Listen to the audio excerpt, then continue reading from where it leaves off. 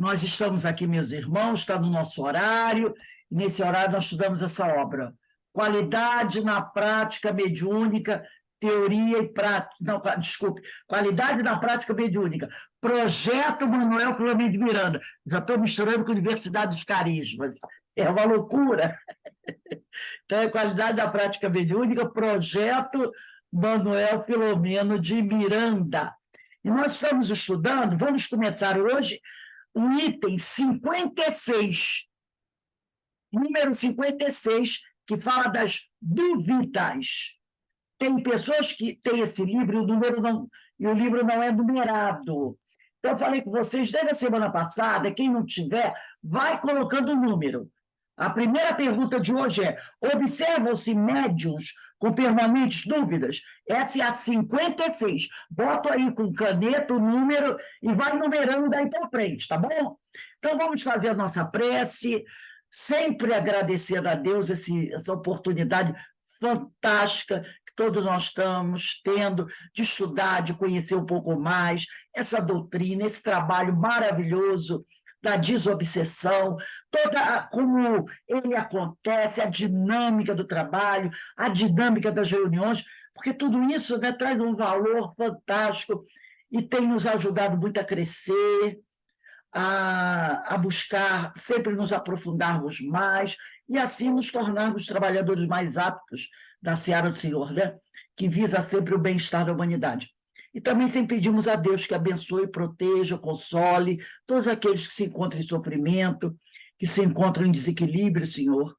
Te pedimos a tua misericórdia, que nunca nos faltou, mas, como Jesus nos ensinou, devemos pedir, sim, ao Senhor que abençoe esses nossos irmãos e os proteja. Graças a Deus. Semana passada, quando nós começamos o nosso estudo, teve um companheiro que teve uma dúvida, né? Não foi só, foram alguns, né? E nós falamos muito sobre isso, sobre por que tem médios que se sentem tão mal nos dias que se antecedem à prática mediúnica. Esse foi um assunto que nós discutimos semana passada. Falamos muito sobre isso, né? Porque alguns médios têm... Então, eu vou fazer o seguinte, como o estudo não atrapalha a ensinada, eu vou avançar um pouquinho. Antes de começar, eu quero ler essa questão para a gente fechar o assunto da semana passada, que foi sobre alguns médicos, como o Divaldo falou que ficou passando mal, a Ivone também falou, deu testemunho que também ficou passando mal, e alguns companheiros, né? E eu também citei algumas coisas aqui. Então, eu queria iniciar lendo essa questão, que a gente vai ler depois novamente, mas só para a gente completar aquela orientação que a gente estava dando na aula passada. Vamos dar uma olhadinha na questão 62. Quem está sem caneta já vai numerando. 56 é de hoje e vai botando aí 57, 58, 59, 60, 61, 62. A 62 começa assim. Eu acho que todo mundo já achou, né? Ela começa assim. Eu vou ler, aí você bota o número depois que eu ler para ter certeza se é aquela questão. Diz assim na 62. Por que existem médiuns que sentem tanto mal-estar nos dias que se antecedem à prática mediúnica e outros nada sentem? Então, quem achou, bota aí. 62. Eu estou adiantando isso porque semana passada nós falamos sobre isso. Então, vou ler de novo. Por que existem médios que sentem tanto mal-estar nos dias que se antecedem à prática mediúnica e outros nada sentem? Ele achou? Numerou? Essa é a 62, tá?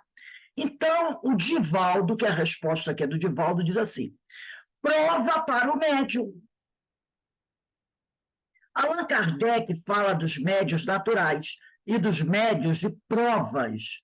Os de provas são aqueles que captam as comunicações antes e sofrem com elas. É uma forma de autodepuração. Isto vai creditado para diminuir o débito de certas doenças e problemas morais que viriam que ele viria a ter no futuro. E olha uma coisa interessante que ele vai dizer aqui.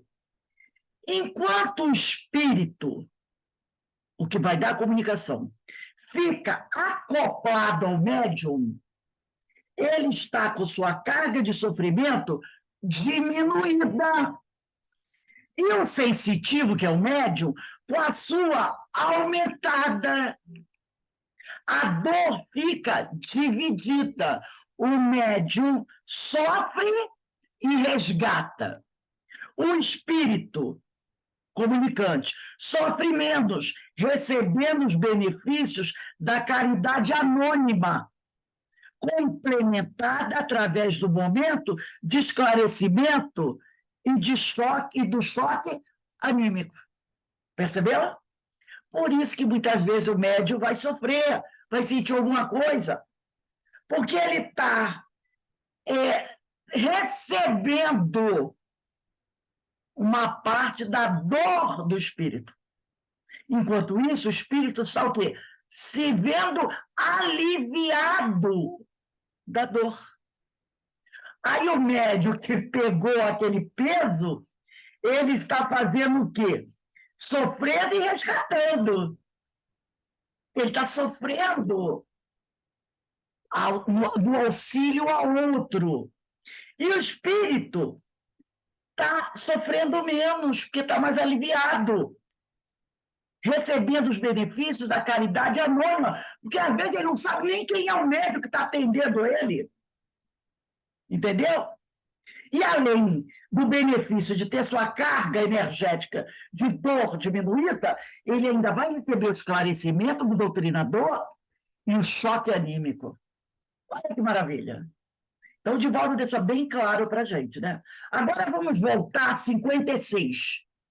Eu só fiz a leitura da 62 para fechar o que nós comentamos lá na semana passada sobre essa história do médium sofrer, né? Então, vamos lá. 56 vai tratar de dúvidas. Dúvidas. Nessas dúvidas aqui, eu só dou...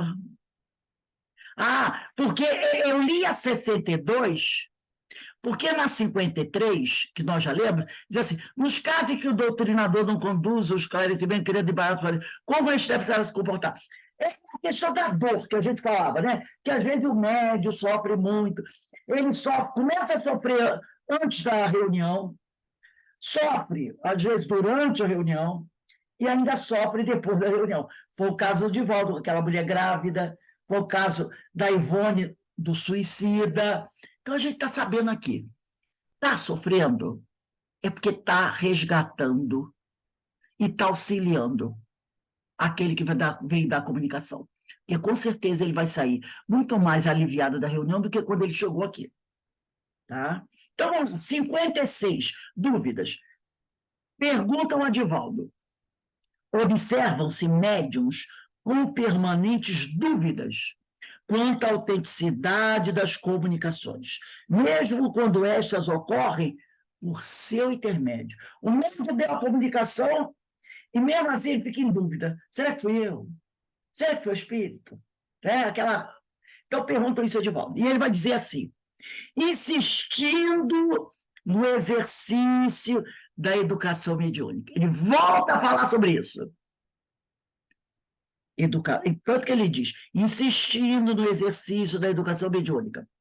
Sempre usamos uma imagem um tanto grotesca. Quando se vai ao dentista, a primeira frase que ele pronuncia é, abra a boca. Se nós dissermos, não vou abrir, nada poderá ser feito, né? Porque o dentista só pode tratar a gente se a gente tiver de boca aberta. Se a gente tiver de boca fechada, ele não pode nos ajudar. Na prática mediúnica, a primeira atitude do sensitivo, do médium, é abrir a boca da alma e ficar aguardando a ideia para exteriorizá-la. Então, a primeira atitude do sensitivo é se colocar o quê? À disposição da espiritualidade. Você tem que se colocar ali à disposição, para ficar aguardando que o pensamento dos espíritos venham até você, para você poder exteriorizar esse pensamento. Se você não ficar à disposição, é igual o cara que vai ao dentista e fica de boca fechada. Aí ele diz aqui, a tarefa do doutrinador, médio dialogador, médio esclarecedor, que conhece a pessoa, é a de examinar o que o médium está falando. Daí a necessidade do relacionamento antecipado para aquilatar a qualidade do comunicado. Então, o doutrinador, ele, quando vai atender, ele tem que ter essa ideia. Ele conhece o médium? Conhece. Então, ele já vai ter, se é um doutrinador de muito estudo, ele já vai começar a perceber se aquela mensagem é do plano espiritual ou se é uma mensagem anímica. Porque ele não está só com aquele doutrinador naquela reunião. Normalmente são companheiros da casa espírita. Então, ele já tem uma ideia, mais ou menos, de quem é o médium, né? Ô, Rose, Oi. por isso também a recomendação, né, a necessidade do grupo se manter, né, durante um bom tempo para que possam se conhecer também, né? Exatamente. E o grupo só se torna coeso, né? Antigamente a gente escutava falar que com 10 anos, né? 10 anos na mesma, trabalhando no mesmo grupo juntos. Então, a gente precisa se conhecer. Isso é importante. Aí ele diz assim, o Divaldo, segundo Allan Kardec, no fenômeno mediúnico, há nuances de natureza anímica. Nós já sabemos disso. Há traços anímicos, porque é da personalidade. Se o espírito dá um recado, o médium transmite-o da forma como entendeu, por uma razão a considerar. O pensamento do comunicante possui uma linguagem universal. Portanto, a interpretação é feita pelo intermediário. Então, o médium vai interpretar esse pensamento, essa linguagem universal. Se eu não me engano, eu só vou dar uma olhadinha aqui na questão que trata disso. Deixa eu só rapidinho aqui, só confirmar se é ela mesma. É uma questão que nós temos todos que estudar e muito, que trata sobre isso. É no livro dos médiuns, a questão 225. É uma comunicação de Erasto e Timóteo, dois discípulos de Paulo de Tarso. Tá? Inclusive, nessa mensagem aqui, parece, a gente vai encontrar isso nessa mensagem, e esses dois espíritos se tornaram especialistas na questão da comunicação entre os espíritos, tá? Nós lemos, até quando estudamos aqui, nós vimos isso. Os dois espíritos, tanto Erasto como Timóteo, são espíritos que se tornaram especialistas nessa área. Então, seria interessante, tá, que todos vocês, tendo uma oportunidade, eu vou até colocar aqui, do lado desse parágrafo, quando ele diz aqui, ó, segundo Allan Kardec, no fenômeno mediúnico, há nuances de natureza anímica, porque é da personalidade. Se o espírito dá um recado, o médium transmite-o da forma como entendeu. Por uma razão a considerar, o pensamento do comunicante possui uma linguagem universal. Portanto, a interpretação é feita pelo intermediário. Puxem uma setinha aí, coloca aí, ó, Livro dos Médiuns, questão 225. Questão 225. Ela é uma questão grande, grande. Leiam, estudem essa questão. É uma mensagem de Erasto e Timóteo, dois discípulos de Paulo de Tarso. Foram os discípulos, foram espíritos que que estudaram muito a área mediúnica, se especializaram nessa área mediúnica. A mensagem é deles, e no final da mensagem tem uma nota grandinha de Allan Kardec, falando sobre a mensagem, tá? Então, questão O, o, 225 de O Livro dos Médiuns. o Oi? Rose, até mesmo médios inexperientes, como Francisco Cândido Xavier e Divaldo, pode dar sua interpretação pessoal para uma questão de uma psicografia? Sim, porque toda mensagem tem um cunho anímico, que ela passa pela nossa mente.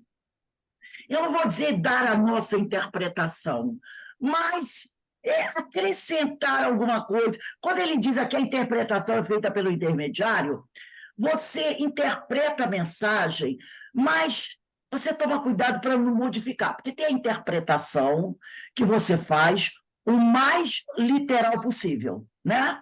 Eu digo isso, Rose, E tem desculpa aquela interpretação que você muda tudo. Isso. Eu digo isso, né, baseado no que nós estamos vendo. Por exemplo, tem situações que livros antigos de Francisco Xavier, a gente diz, mas ele naquela época era assim, a mulher era do lar. Então, por isso, nos seus textos, ele traz. André Luiz também, muita coisa, porque naquela época era interpretado.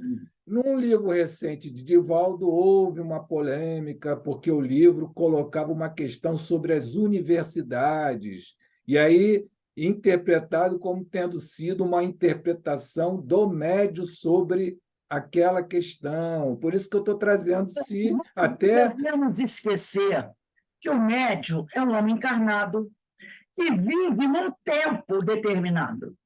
Lá em 1920, a mulher era muito vista como do lar. Tanto é que tinha... Eu já lembro que tinha um lugar assim, que você tinha que preencher uma ficha e vinha escrito assim, profissão, ou então assim, do lar ou doméstica. Não é assim? Hoje isso não existe mais. Você não escreve mais do lar. Eu me lembro bem. Vinha o texto lá e você tinha que botar o que você fazia, aí vinha assim, marcar xizinho, do lar ou doméstica. Hoje não tem mais isso do lar ou doméstica, porque a pessoa pode trabalhar em home office. Entendeu?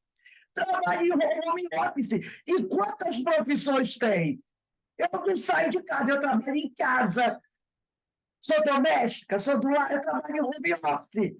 Então, naquela época, era uma mulher que não trabalhava, ela era doméstica, ela era do lar. Então, Divaldo, as pessoas não conseguem entender. Divaldo tem 95 anos, se eu não me engano, né? 95 anos. Gente, nós estamos em 2023. Esse homem nasceu lá em 1930, vamos dizer assim. 1930, que minha mãe é mais nova do que ele. Minha mãe é de 33. Ele nasceu em 1930. Bota aí 1930. Ele foi adolescente em 45, em 47. Como era a sociedade daquela época? Ele viveu até os anos 70. Essa coisa que está na cabeça da criatura.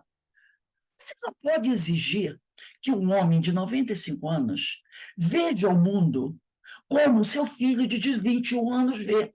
Porque eu já vejo diferente certas coisas da minha filha que tem 40. Entendeu? Tem coisas que minha filha que tem 40 fala, que eu olho e digo assim, Carolina, eu não concordo muito com isso, não. Mas mãe é assim, o mundo mudou. Mas eu fui educada nos anos 60, 70. Tem certas coisas que essa semana, não sei se com quem eu estava conversando, que a gente estava falando sobre isso, sobre as novelas. Uma pessoa que minha cabeça estava falando sobre isso, né? Sobre certas coisas que a gente está vendo em certas novelas por aí. Né? E que na cabeça da minha mãe de 90, da minha de 80, de 60, já fica meio atravessado. Entendeu? Por quê? Porque eu sou de outra geração. Por mais moderna que eu seja, eu tive uma educação, eu vivi uma situação onde certas coisas não apareciam tanto assim, esfregando na nossa cara. Entendeu o que eu estou dizendo? Hoje, como outro dia, eu não me lembro, não, acho que não foi com o Denise que eu estava conversando, não. Foi com a Denise, não foi não, quando eu estive na tua casa, na véspera do seu aniversário, que nós falamos de certas coisas, que tem certas novelas aí. Foi com alguém que eu falei, foi uma mulher, por isso que eu estou achando que foi você. E onde a gente vê certas coisas que aparecem nas novelas, né? Novela, às vezes, das 18 horas. Pessoas tendo relações sexuais 3 vezes no mesmo capítulo. Entendeu? E com 16 anos, a pessoa com 14, e às 6 horas da noite, agora tem os vale a pena ver de novo, às 2, 4 horas da tarde. Então, as crianças estão assistindo aquilo. Eu estou falando eu com uma mulher de 65 anos. E a criança de 10, 12 anos está vendo as pessoas tendo relações sexuais assim, escancarado, às 5 horas da tarde. O que na cabeça dela estava fazendo? Isso é legal, isso é normal. Eu não acho. Eu, Rose, de 65 anos, não acho normal uma menina de 14 anos ter uma vida sexual ativa. Também não, Rose. Eu, na Também minha não. cabeça, não constrói. Vou morrer sem construir isso na minha cabeça. Lembram que o palestrante falou? Foi qual o nome dele que esteve aqui com a gente essa semana, fazendo a palestra pública, que, por sinal, foi maravilhosa. Ele esteve aqui, foi quinta-feira, não foi? Sérgio Breves. Ele falou sobre o problema do sexo. Ele falou que na casa espírita que ele trabalha, é comum chegarem meninas lá da mocidade com 13, 14 anos grávidas e já tendo vida sexual ativa. Tem mulheres, isso eu comprovei na família do meu ex-marido, tem uma mulher que ela foi bisavó aos 55 anos. Bisavó aos 55 anos. Tá? Quer dizer, ela foi mãe com 14, 13 anos. Porque aos 5, hoje, ela tem 62, ela tem 2 bisnetos, um tem 8 para 9 anos, a outra tem 5 para 6 anos, bisavó aos 56 anos. Entendeu? Então, na minha cabeça, não constrói essa coisa de uma menina de 13 anos, 14 anos, ter vida sexualmente ativa. E a mãe dá uma cartela de anticoncepcional para ela. Ou levar ela da ginecologista para ela poder já usar o comprimido. Esse é disso que eu vi. E a mãe dizendo, eu não quero ter perturbação na minha cabeça. Então, toma aqui, ó, cartela de anticoncepcional. E detalhe, não era descamisada a que fez isso. Ela não era descamisada, porque aí a pessoa vai dizer, não, é uma pessoa de comunidade. Que não, era uma diretora de escola. Ela disse que quando a filha dela fez 14, 15 anos, ela deu uma cartela de anticoncepcional para a filha, para ela, mãe, não ter dor de cabeça. Isso não constrói na minha cabeça. Entendeu? Então, como cobrar do Divaldo coisas que na minha cabeça de 65 também não rola? Entendeu? Então, a gente tem que respeitar isso. E as pessoas não querem respeitar. Querem fazer críticas, sabe? Por que ele falou isso? Gente, o homem tem 95 anos. Quantas transformações no mundo ele assistiu, né? Não é? E não tem como ele absorver isso, né? E como é também para a gente agora difícil absorver certas modernidades, não é? É fácil a gente aceitar ver certas coisas. É fácil para a gente, né, você aceitar ver a sua filha de 14 anos trazer o namorado dela de 16 para a tua casa passar a noite e os dois dormirem no quarto da mesma cama? e você está no outro quarto?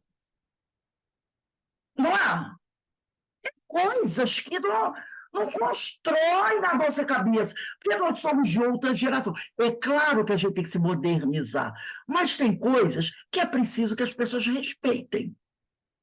É um homem de 95 anos. Né? Então, certas modernidades, é a mesma coisa com tecnologia. Como para a gente é difícil encarar, às vezes, o computador em certos meandros do computador. Que uma criança de 6 anos senta lá, celular, dedinho mostrando. Uma criança de 7 anos quer isso aqui, minha neta, Luísa, de 7 anos, ela tem. Pá. Eu olho e digo assim, meu Deus do céu. Está pulando etapas, né, Rose? Exatamente. Então, não, ela tá acompanhando a tecnologia da época dela. Ela tá encarnada numa época que a tecnologia está aí. Agora, eu venho da fase da máquina de escrever. Quando eu me deparei com o teclado de computador, foi difícil. Porque eu batia nele como eu batia na máquina de escrever. Quando eu botava no mouse, a seta do mouse ia para todo quanto lugar. Porque eu não conseguia dominar a seta do mouse. Eu não conseguia, eu tocava no mouse. Até eu ter o controle do mouse, foi duro na cara. A Carolina me falou, mãe, bota a mão leve, mãe, não é assim. Eu botava a mão no mouse, a seta ia para todo. Eu não conseguia ter controle, porque não é da minha geração. Quando o computador apareceu, eu já estava com 30 e poucos anos, quase 40 anos. Agora a criança está vindo numa época... Quando eu peguei... Descendo com tecnologia, para ela é mole, para a gente não é. Quando eu sentei na máquina de costura elétrica na primeira vez, disparou, aí meu irmão falou que esse meu irmão costurava, o Vitor Hugo, era costureiro também. Ele falou, lá, pé de anjo. Eu nunca esqueci. Pé de anjo, máquina industrial. É pesado, né? Até hoje eu trabalho. Antigamente, era com aquele pedal. Meu Deus, né? do céu, então, ela disparava. São coisas, eu tenho isso aqui. Né? Então, a gente tem que tomar cuidado. Tem isso aqui, ó. Segundo Allan Kardec, no fenômeno mediúnico, há nuances de natureza anímica, porque é da personalidade. Se o espírito dá um recado, o médium transmite-o da forma como entendeu. Por uma razão a considerar. O pensamento do comunicante possui uma linguagem universal. Isso vocês têm que estudar da questão 225 de O Livro dos Médiuns. Portanto, a interpretação é feita pelo intermediário. Então, o médium vai interpretar a mensagem como ele a entendeu. Vai passar pelo seu modo de ver o mundo. Entendeu? Vai passar por mais aberto, avançado que você seja, tem que passar pela sua forma de ver o mundo. E você vai dar a interpretação como você entendeu. Pode prejudicar a mensagem? Pode. Pode. Olha aqui o outro parágrafo. O médium não é uma máquina gravadora. Se alguém, no final dos trabalhos, nos perguntar como foi a prática mediúnica de hoje, vamos contar conforme entendemos. Vai ser autêntico porque retrata o espírito do trabalho de intercâmbio espiritual. E será também um fenômeno pessoal, porque as ideias são vestidas com as palavras do narrador. Questão 225 de O Livro dos Médiuns. Tá? Quando ele diz aqui, ó, isso aqui é importante, porque as ideias são vestidas com as palavras do narrador. Então, a ideia vem à sua cabeça. Você tem que vestir essa ideia com as tuas palavras, para você expor para as pessoas. Entenderam? Vem uma ideia, você tem que transmitir a ideia. A ideia está na sua cabeça. Eu preciso verbalizar essa ideia. Eu preciso contar para vocês, ó, o Espírito me disse isso. Eu estou dizendo isso para vocês com as minhas palavras. Eu interpretei a ideia e estou mostrando para vocês a ideia com as minhas palavras, daquilo que eu entendi, daquilo que o Espírito colocou e eu entendi. Eu não vou conseguir transmitir, por isso que ele diz, não é uma máquina gravadora, exatamente o que ele disse. Ele planta a ideia na minha cabeça. E eu visto essa ideia com as minhas palavras. Vamos dizer aqui, o palestrante falou uma coisa muito interessante, Sérgio Breves. Ele disse que ele foi fazer, quem não assistiu a palestra, para você ver como essa questão de você vestir. Ele foi fazer uma palestra num centro espírita, né? E lá, falando no assunto, ele usou uma palavra só para exemplificar sexualidade. Acho que foi sexualidade, não foi, Denise, que ele falou? Acho que é uma palavra sexualidade. Só usou essa palavra para exemplificar um fato. Ele não abordou a questão sexualidade. Ele só falou a palavra sexualidade. Ele não fez um discurso sobre sexualidade. Ele só usou um exemplo. Falou, isso aqui é uma sexualidade. Quando terminou a palestra, o dirigente da casa levantou e foi embora. Por quê? E ele ficou estranhando, ele disse, ele nem veio me cumprimentar, o dirigente da casa, né? Vai ver até que foi ele que me convidou. E aí ele perguntou para o companheiro da casa, e o companheiro disse para ele, é porque o presidente da casa proibiu que aqui na nossa casa tocassem no assunto de sexo. Então, quando o senhor falou a palavra sexualidade, ele achou, o homem fala de sexo, não quero dizer ele aqui. Entendeu? Olha o preconceito desse dirigente da casa. Agora vamos imaginar que esse dirigente da casa seja o trabalhador de uma mesa mediúnica. E aí um orientador espiritual vai dar uma mensagem falando de sexo, como tem o livro Sexo e Destino, né, que ele tanto falou do Chico e outro livro. E ele aborda a questão da sexualidade. Aborde. E o médium é o presidente da casa, que não quer nem ouvir falar disso dentro da casa. Proibiu esse assunto dentro de casa. Como é que ele vai transmitir essa mensagem? Se a cabeça dele é cheia de preconceito contra o tema sexo. Por quê? Por que ele não quer que o assunto seja falado dentro da casa espírita? Porque na cabeça dele, sexo é uma coisa suja. Como o pessoal pensava antigamente, sexo, essa palavra suja, cala a boca, criança, assim. Quando a criança se perguntava, mãe, o que é espermatozoide? Tomava um soco na cara. Mano, imagina na década de 50, uma criança é danada, né? Escuta o galo cantar em algum lugar e, na sua inocência, pergunta para a mãe, mãe, o que é masturbação? Vocês já imaginaram? Uma criança na década de 40, 50, perguntando isso na mesa de jantar para a mãe? O que é masturbação? O que é espermatozoide? O que é êxtase? Porque a criança escutava, as pessoas falavam, né? Falavam. E a criança... Você já imaginou qual a reação da mãe e do pai? Cala a boca, menino! Já você ouviu falar isso? Vai, porque quando não batia, né? E a criança apanhava sem saber por quê. Sem saber por quê. Agora, esse homem deve ter essa cabeça.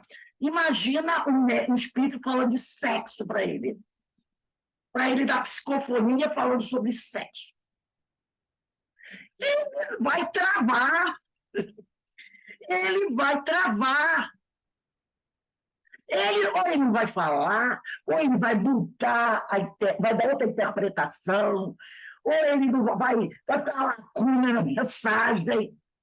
Ele não vai conseguir dar essa interpretação, ainda mais sem estar em transe, né? Estando consciente, aí ele está lá, quando o espírito fala que é o sexo, ele, entendeu? Vai quebrar o lápis da mão dele.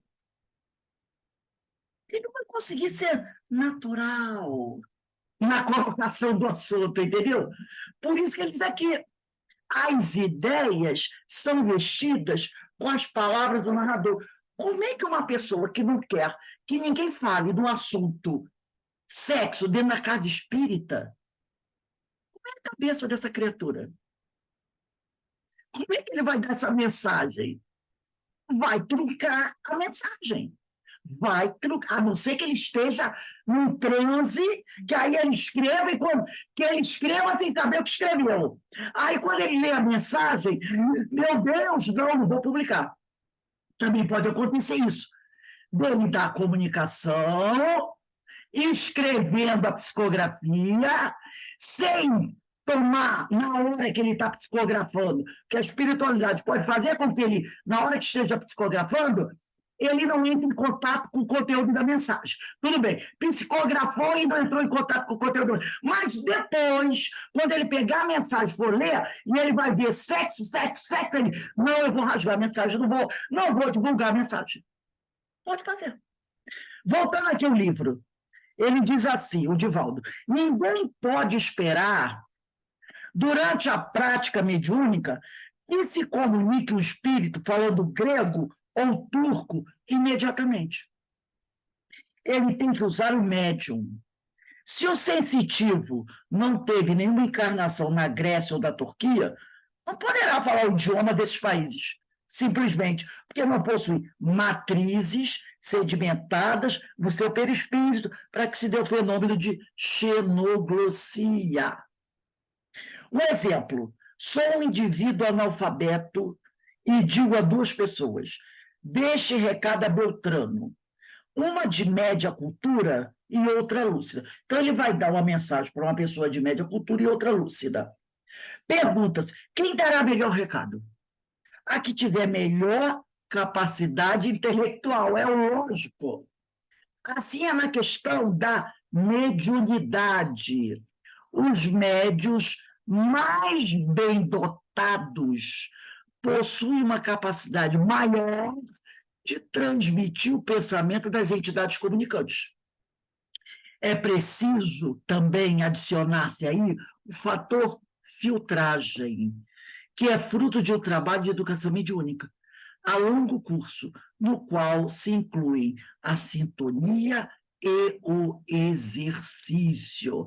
Então, a gente não pode esquecer que o tempo, o estudo, o esforço é que vai dar qualidade ao nosso trabalho. Ninguém vai conseguir ser um médium, psicógrafo, psicofônico de uma hora para outra. Um bom médium, né? É preciso tempo para que essa qualidade apareça. Então, é exercício, tempo, esforço, trabalho, né? Agora nós vamos para 57, a última questão, que é a 58, ó. 58, bota a data aí, ó. Vai ser dia 3/11, vai ser a 58, hein? 3/11. A 58 começa assim, sinto a inspiração. Essa é a 58. Agora a gente vai para a 57. A 57 trata da inibição. Está escrito inibição, é a questão 57. Eloá e Ana aqui. A Ana eu não sei, a da Ana tem número, não tem, Ana? A da Eloá que não tem, né? Então, 57 da inibição. A 57 perguntam assim, como alguém extremamente inibido, principalmente das atividades mediúnicas, pode vencer esta deficiência? Aí o Divaldo responde, habituar-se logo após a concentração, ao registrar a presença e as impressões do comunicante, abrir a boca e falar. Ele diz assim, se você é muito inibido, se você começou a sua concentração, registrou a presença e as impressões do comunicante, começa a falar. Que aí você vai quebrar a inibição. Aí ele diz aqui, toda vez que nos mantivermos em posição de expectativa para receber as ideias do espírito comunicante, deixarmos-nos dominar pela inibição, o fenômeno não se desenvolve, a não ser no caso de violência obsessiva. Então, se você está no trabalho, começa a registrar na sua mente pensamentos, ideias e você se fecha, não verbaliza aquilo, o fenômeno da psicofonia não vai se desenvolver. Porque você sentiu o registro, mas ficou naquela. Ai, será que eu vou falar besteira? Será que eu vou falar besteira? Será que eu estou inventando isso? Aí você não se desenvolve. Então, o negócio é o seguinte, veio aquela ideia, fala. Se for anímico, vai ser tratado do mesmo jeito. Se for espírito, também. Então, fala. Agora, se você for super inibido, mas estiver passando por uma violenta obsessão, tu vai falar pra caramba. Porque aí o espírito vai se manipular, porque aí é obsessão. Tá? Então, ele diz aqui, ao concentrar-se, o médium pode pensar, estou lá no meu quarto, conversando com fulano. Meu amigo quer falar e eu vou transmitir o seu recado. E fale sem receios. Então, ele diz assim, imagina isso. Você está se concentrando, imagina isso. Que eu estou no quarto ou no lugar, conversando com o colega quer que eu transmita um recado para ele me deu o recado, eu transmito. Eu não vou ficar inibido, né? Então, ele diz assim, imagina uma cena assim. Meu amigo quer falar e eu vou transmitir o seu recado. E fale sem receio. As frases se formam com admirável fluência. É igual quando você vai fazer a prece. Às vezes a pessoa assim, vem falar a prece. Ah, não, gente, pelo amor de Deus, eu não estou preparado para fazer prece. Gente, prece é conversa com Deus. Prece não é decoreba. Prece é abrir o coração. Vou falar com Deus. Lembra? Mestre, Zé está aqui? Lembra da história? Oração dele. Mestre, Jesus, Zé está aqui. E ficava lá, sentado na porta da igreja. Quando terminava a missa, mestre, Zé está aqui. Aí, quando ele ficou doente, ficou internado muito tempo no hospital, ninguém foi visitar. Aí, um dia, a enfermeira virou-se para ele e disse assim, tinha um homem que vinha sempre conversar com o senhor aqui. O senhor, alguém falou para a enfermeira que ele nunca recebia visita. Ela falou, não é verdade. Eu vejo um homem sentado todo dia do lado da cama dele. Ele recebe visita sim.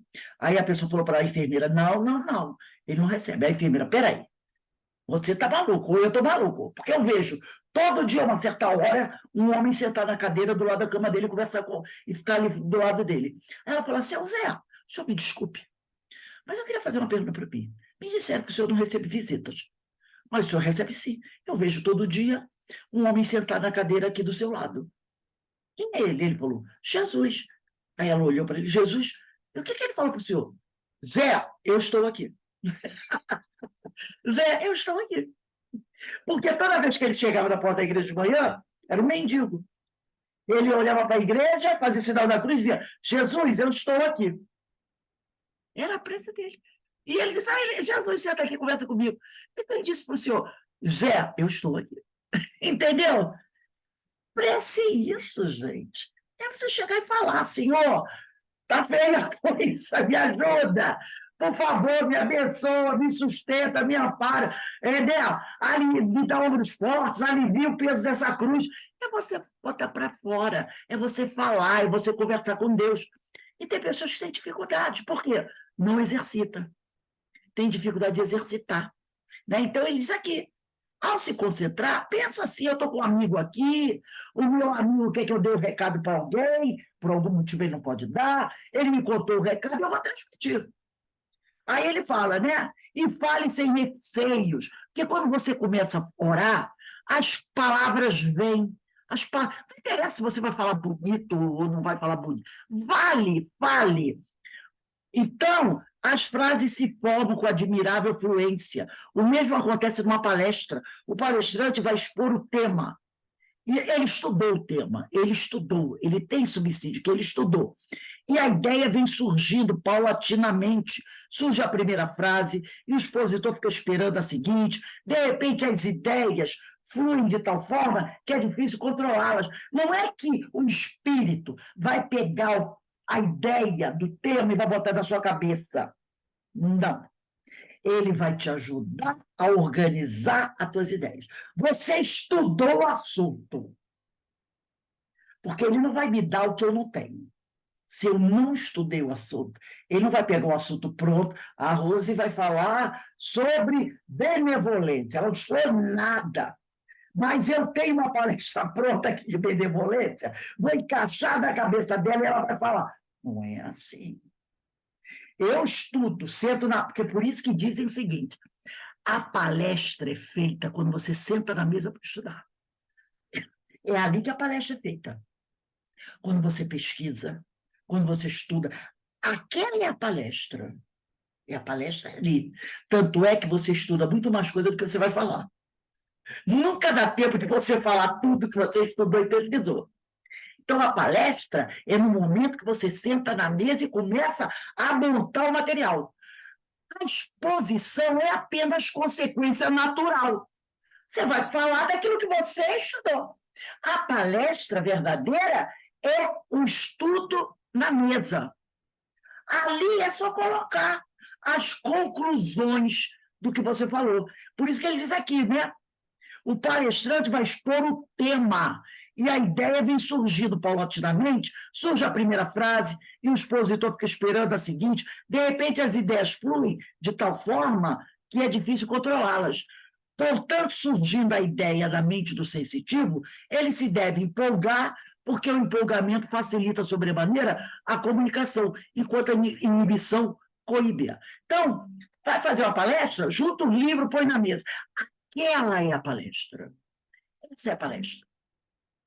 Depois, de repente, pode acontecer alguma coisa que você nem vê a palestra, nem expõe aquilo, mas aquele conteúdo que você estudou é teu. Por isso que, quando você é convidado a fazer uma palestra ou um estudo, o primeiro beneficiário é você. É você. Porque você nunca vai conseguir expor tudo aquilo que você leu e estudou. Nunca. De uma palestra de 100%, você vai conseguir passar 25, 30. Então, você leu tanto livro, você tanta coisa, mas aquilo é para você.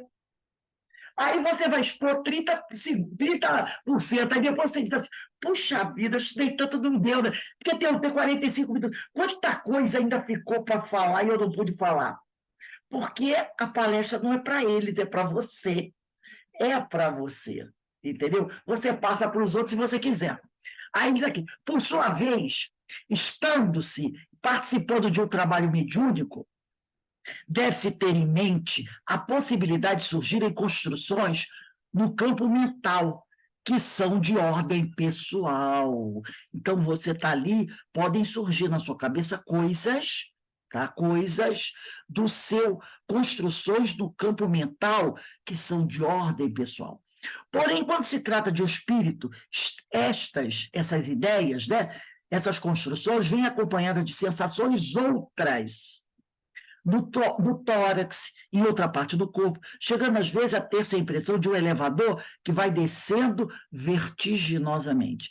Em outros tipos de incorporação, surge o pré-desmaio, ou então a sensação de que as mãos estão frias, não querendo com isso dizer-se que elas fiquem frias, porém é como o médium as sente por causa da diminuição da circulação do sangue. Não quer nem dizer que tua mão fique fria, mas você sente. Lembra quando a gente fala assim, bota o termômetro debaixo do braço, eu não estou com febre. Está lá, temperatura 36. Mas você diz assim, eu estou com uma febre interna. Porque eu estou sentindo o meu corpo queimar. Eu tenho muito disso. Meu corpo está queimando por dentro. Eu estou sentindo isso. Eu acho que eu estou com 39 de febre. Quando eu boto 36. Muitas vezes acontece de 2, 3 horas depois eu ter febre.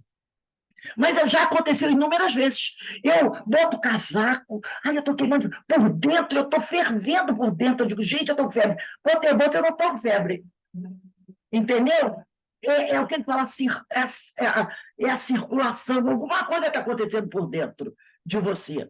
Né? Você está sentindo isso por dentro de você. E ele diz, o primeiro sintoma da manifestação mediúnica é caracterizado pela aceleração ou diminuição da circulação sanguínea, acontecendo diminuição quando se comunicam entidades superiores e aceleração, no caso de espíritos sofredores. Eu nunca tinha lido isso, ou pelo menos não me lembrava, apesar de já ter estudado esse livro. Ele diz aqui, você tem uma diminuição da circulação sanguínea quando da comunicação de espírito superiores. E aceleração, quer dizer, quase como uma taquicardia, no caso de espírito sofredor. Eu já tive muita taquicardia, terminando o trabalho, vai fazer uma prece. Eu já tive uma taquicardia, né? Que você sente, nossa, dentro de você, já aconteceu comigo assim, encerrando um seminário, com o Bira, faz a prece. E aquela taquicardia muito forte, né? Acho que é também da emoção, aquela coisa, você sentir a presença espiritual ali, né? Eu me lembro que uma vez foi no final, não sei se foi uma palestra ou seminário, que o Bira estava fazendo direção, eu estava fazendo direção de mesa, ao lado do Bira, a mensagem de encerramento, não, minto, ele estava fazendo direção de mesa, e eu estava fazendo a mesa junto com ele, era eu e ele na mesa. E, ao final, ele pediu, Rose, faz a prece. Eu levantei, comecei a fazer a prece. Normal. Fechei meus olhos. De repente, eu comecei a sentir um envolvimento tal que o meu corpo todo começou, eu senti, meu corpo começou a se curvar. Foi se curvando de tal maneira que eu fiquei numa posição como se eu fosse uma pessoa que tivesse uma grave deformação física. Eu senti isso, que era, porque eu comecei a fazer a prece, né? Prece muito sentida. Eu sentia, a impressão que eu tinha é que estava descendo do alto e entrando na minha cabeça. Entendeu? Aquilo vinha entrando, aquela energia, aquelas palavras, elas vinham do alto e eu entrando na minha cabeça, e conforme elas vinham do alto e entravam na minha cabeça, eu ia falando. Era uma coisa assim, tipo um chuveiro. Eu sentia vindo do alto e entrar, mas o meu corpo começou a se curvar. Eu estava assim, em pé, logicamente, fiquei em pé, né? Botei as mãos na mesa, fiquei em pé. E ainda quando eu fiquei em pé, eu comecei, conforme eu fui falando, eu comecei a sentir uma pressão. E fui fazendo assim, sabe? Fui fazendo assim. Quem estava lá da frente viu, porque eu fiquei toda assim, curvada, como se eu fosse uma pessoa com uma grave deformação física. E senti, não muito forte, mas uma espécie de taquicardia. E era alguém dando uma mensagem até muito bonita, né? Mas eu senti afetação no meu corpo físico. E quando terminou, eu estava assim, e aí eu respirei e voltei. Então, eu acreditei que fosse uma pessoa, né, um irmão, que deu a comunicação que estava, né, nessa situação. Então, ele diz aqui, né? Baixa circulação, diminuição, né, das batidas cardíacas, espíritos superiores. Aceleração, espíritos sofredores, né? Isto por quê? Aí ele vai explicar por que essa diferença. Isto porque os sofredores, quando atuam no sistema nervoso do médium, determinam a liberação de maior dose de adrenalina. Então, quando o espírito sofredor atua no meu sistema nervoso, ele aumenta a liberação da adrenalina. Daí, ó, a taquicardia. Entendeu? Aí ele diz aqui, daí a aceleração. Você está com muita adrenalina, porque ele atuou no seu sistema nervoso, o espírito sofredor. Enquanto os mentores, olha só que coisa, provocam um relaxe, produzindo a diminuição do fluxo circulatório para o transe. Então, você sente o quê? Relaxado. Né? Nesse caso, o médium sente uma sensação de paz. E o timbre de voz vai diminuindo.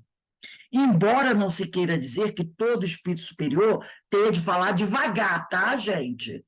Quando ele diz um relaxe, o timbre de voz vai diminuindo, não quer dizer que todos eles vão falar daquela mansidão. Ele pode te dar uma sensação de relaxe, falar com uma voz um pouco vibrante, mas você está tranquila, né? Aí ele diz aqui, embora não se queira dizer que todo espírito superior tenha de falar devagar, pois existem aqueles que falam rápido, a depender, portanto, da personalidade, né? do espírito. Por exemplo, vou citar um exemplo aqui. Imagine um Paulo de Tarso dando uma comunicação. Ele vai falar assim: meus irmãos queridos, olha como o homem era. O homem era vibrante. O homem era dinâmico. Personalidade dele. Então, se ele vai dar uma comunicação, ele vai dizer: meus irmãos, vamos trabalhar. Jesus espera de nós, espera a nossa ajuda. Ele vai falar assim, vibrante, como ele era vibrante. O jeitão dele continua. O jeito dele continua. É a personalidade, é aquele jeito que ele tem, né? Portanto, da personalidade. Cabendo ao médium fazer essas diferenciações no transcorrer do tempo.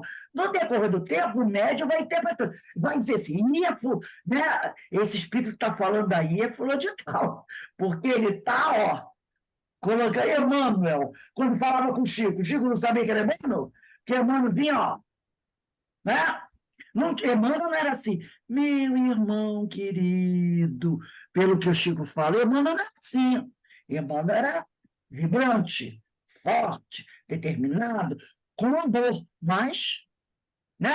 Com amor, mas colocando ali a opinião. Da mesma forma que nós, cada um tem um jeito de falar, Denise tem o jeito dela, eu tenho o meu jeito. Eu lembrei, o que você está gritando? Dentro do avião. Por que você está gritando? Vou morrer, Ah, olha ali para o padre. Ele olhou, o padre estava lá rezando o terço em silêncio. Ele, se vai morrer, morra com dignidade. Morra com dignidade. Olha que bom, Tico. Olha para o padre. Vê se ele está fazendo esse escândalo seu, que o Tico estava assim. Quando todo mundo estava. Aí o Bando apareceu para ele. O que é isso? Isso não está vendo? Aí vai morrer todo mundo. Aí ele Toda vez que eu ando de avião, eu penso nisso. Aí eu começo a rir. Morre com educação. Morre com Eu perco educação. medo. Aí ele falou: olha para o padre, vê se ele está fazendo o escândalo que você está fazendo. Se é para morrer, morre com dignidade. Aí o Chico olhou para ele e Educação. continuou. Então, se o espírito dele tem o jeito dele ser.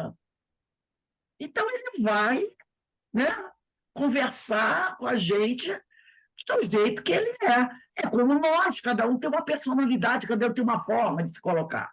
É da nossa personalidade. Então, ele diz aqui, agora o médium, ele vai percebendo, com o tempo, diferenciando um espírito do outro, porque ele vai, Ivone, que lidava com o outro Bezerra, Leon Denis e tantos outros, ela já sabia, Charles, diferenciar um do outro, quando eles começavam a falar, porque ela já sabia a personalidade de cada um.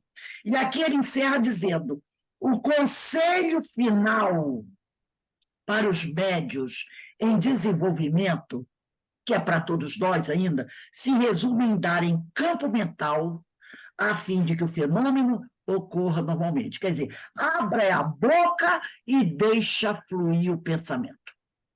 É isso aí, né? É dar campo mental, né, para que o fenômeno ocorra. Abre a boca e deixa fluir o pensamento. Então, agora, gente, a próxima pergunta vai ser a 58. Quem não tem número, coloca aí. É a data aí, 3/11, 58, tá bom? Alguém gostaria de falar mais alguma coisa? Gente, assim, Eu, Rose, fale, eu Márcia. gostaria. Então, quando eu dou assim uma passividade de mentor, meu corpo parece que fica todo elétrico. A energia no corpo todo em volta. Isso é normal, né? É como cada um de nós sente a aproximação. É uma energia, né? Nós somos individualidades e cada um de nós tem uma forma diferente de sentir, Entendeu? Porque Entendi. não existem duas pessoas que sintam da mesma maneira. Você nunca vai ter duas pessoas sentindo da mesma maneira. Em tudo na vida. Em tudo. Você pode estar vendo a mesma pessoa, a mesma coisa que o outro está vendo. Você pode estar passando pela mesma dificuldade que o outro está passando, mas ninguém sente igual. Ninguém sente Não. igual, porque nós somos individualidades. Da mesma maneira, na hora que você vai dar a sua comunicação, você vai sentir de uma forma, e o outro vai sentir de outra forma diferente. Tá? É essa a questão. Então, ninguém sente igual, ninguém. Tudo é de acordo lá. O importante é que você esteja se esforçando por se melhorar, mas o sentir é assim, cada um sente de uma forma. Alguém quer falar alguma coisa? E como eu não tenho, nunca participei de mesa mediúnica, e eu não tenho a mediunidade ostensiva, eu gostaria de saber, assim, Ana Constantino, como é que ela consegue diferenciar? Vera, você é ostensiva também? Não, né? E Eloá, né? Eloá também é. Consegue diferenciar O e quê? saber, como o Divaldo colocou, ele sente de uma forma, Aham. tá? Não, ela, quando agora a colega, quando estava falando, cada um tem sua memória, seu conhecimento. Então, ela fala, o mentor, né. Quer dizer, cada um vai ter, como a Rose Não, fala, Não tem a sua entendi, Denise. biblioteca, né? Você quer dizer Comunicação. saber diferenciar os comunicantes? Isso, mas foi o que o Divaldo falou aqui. Ele disse: o Exatamente. conselho final para os médios, ou melhor, diz aqui, ó, portanto, cabendo ao médio, com o tempo, fazer essas Conhecer, diferenciações, cabendo ao médio fazer essas diferenciações no transcorrer do tempo. Quer ver uma coisa? Por exemplo, vai eu conhecer, né, a tenho uma linguagem boa de cada um. memória auditiva. Quando, uma vez, eu estava na minha casa, deviam fazer pelo menos assim uns 5 ou 6 anos que eu não via uma amiga minha. E houve uma festa na minha casa, eu convidei, nem acreditei que ela viesse. Eu estava no quarto quando ela chegou. Ela falou, eu disse, é a Beth. Porque eu te tenho gravado na minha cabeça que eu estou de voz. Quando eu conheci a Maria, olha só o caso, quando eu conheci Maria Inês, eu conheci em Teresópolis. Ela mora em Teresópolis. E foi um seminário onde eu fui falar, era um seminário sobre mulheres. Um ia falar sobre Maria Joana de Ângeles, outro ia falar sobre Joana de Ângeles, Maria de Nazaré e Maria de Magdala. Eu falei sobre Maria de Magdala. Quando terminou a palestra, Rosângela veio me apresentar uma amiga. Nilda, eu queria te contar minha amiga. Ela abriu a boca e começou a falar. Eu olhei para ela e disse assim, você tem uma irmã chamada Magali, não tem? Isso em Teresópolis. Ela disse, tenho. A sua irmã Magali não mora no condomínio Mirante, no bloco 5, no apartamento 703? Ela disse, mora. Ela olhou para mim, como é que você sabe? Porque o teu tom de voz é igual dela. Interessante. Magali, minha vizinha de porta. Eu morava no 812, ela no 703. Não sei se a Ana chegou a conhecer a Magali, eu acho que não, né? Você foi para lá depois da obra, né, Ana? Ela era minha vizinha de porta. Quando inteira, ela falou assim, eu olhei e disse assim, você tem uma irmã chamada Magali. Então, ela disse, meu Deus, eu disse, você e a sua irmã têm o mesmo tom de voz. Aí, da hora, ela ligou, Magali, sabe com quem eu estou aqui? Com a Rose. Ela, que Rose? A Rose aí do Bloco 5, a Magali, meu Deus, eu estou a vizinha de porta. Então, o médium, com o passar do tempo, ele se familiariza com as Exatamente. vozes, com a energia, não vou dizer voz, mas com a energia daquele espírito. Quando o espírito se aproxima, ele sabe diferenciar. Fulano, doutor Bezerra, Charles, Albeni, fulano de tal, beletrista. Entendeu? Da mesma maneira. E às vezes uma pessoa que você não conhece muito, que não vê há muito tempo, te telefona, aí você fala, meu Deus, é fulano. Ela nem se identificou, mas você reconhece pelo tom de voz. Por quê? Porque aquilo ficou registrado na tua memória. Ficou gravado. E o pior é quando você encontra a pessoa, reconhece a pessoa e não lembra do nome. Poxa, é terrível. É terrível, Terrível. Rose, eu vou ter que ir, que eu vou pro COI, tá? Horrível. legal, amiga. Foi que já... Bom trabalho. Uma amiga me ligou, Obrigado. ela me ligou, eu identifiquei, eu sabia quem era, sabia tudo que ela fazia, fiquei conversando com ela no telefone e fazendo um malabarismo para não falar no nome dela, porque eu sabia quem ela era, eu reconheci pelo tom de voz, mas eu não lembrava do nome dela. Então, são registros que ficam na sua memória. O Ah. tom de voz, a maneira da pessoa andar. Às vezes você olha a pessoa de longe assim, eu acho que é fulano. A pessoa está de costas. Por quê? O jeito está registrado na sua memória. Você vai lá, é a pessoa mesmo. Os espíritos registram o quê? A energia. A energia do espírito. Então, uma médica com Dona Ivone, com bastante experiência, todos aqueles que se comunicaram com ela ao longo do tempo, está tudo gravado. Então, o espírito começa a falar, não se materializa, não dá o nome, ela já sabe o que é. Isso é doutor Bezerra. Já sabe, né? Isso é Leon Denis. Entendeu? Como as ideias chegam, a energia. É assim. Por isso que ele diz, com o transcorrer do tempo, né? Aqui, ó. Portanto, da pessoa, cabendo ao médico fazer essas diferenciações no transcorrer do tempo. Né? Então, com o tempo, o médium vai se familiarizando com tudo isso e acabou, fica por aí. Bem, gente, estamos encerrando aqui a nossa reunião. Amanhã eu vou fazer do Rio de Janeiro o estudo, porque eu vou estar lá, né, com a graça de Deus. Em segunda e quarta também eu faço pelo Rio, porque eu volto quinta-feira de manhã, tá bom?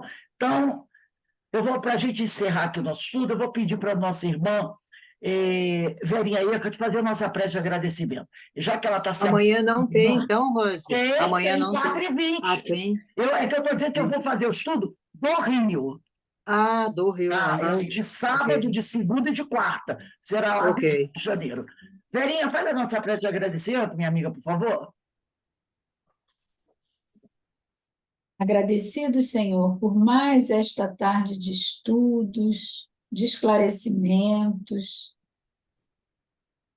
que possamos, Senhor, sermos instrumentos dóceis dessa tarefa de amor, de auxílio a todos os companheiros que necessitam.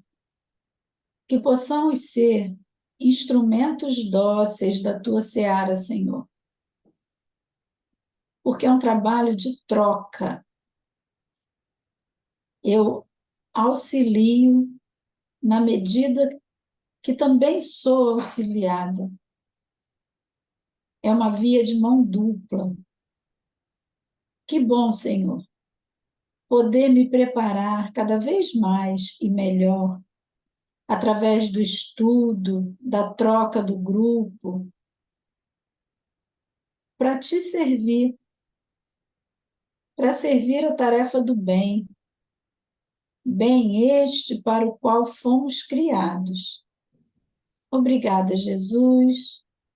Obrigada, Francisco de Assis.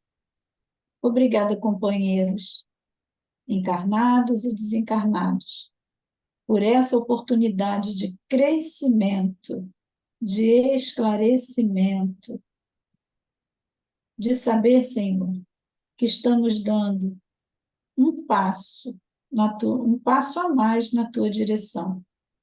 Fica conosco, Senhor. Agradecidos de verdade por estes companheiros que conosco estudam e inspiram os nossos dirigentes. Graças a Deus. Graças a Deus.